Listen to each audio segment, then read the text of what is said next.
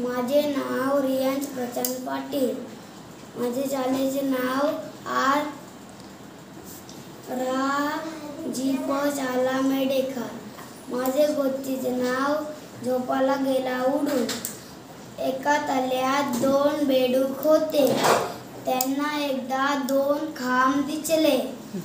त्यांनी एक वेल घालून दोन्ही खांबांना बांधली. वेलीचा छंदा झोपाला तयार झाला. ते दोघे बेडूक त्यावर बसून झोके घेऊ लागले. तीच काय गंमत झाली. अचानक तो झोपाला उडू लागला.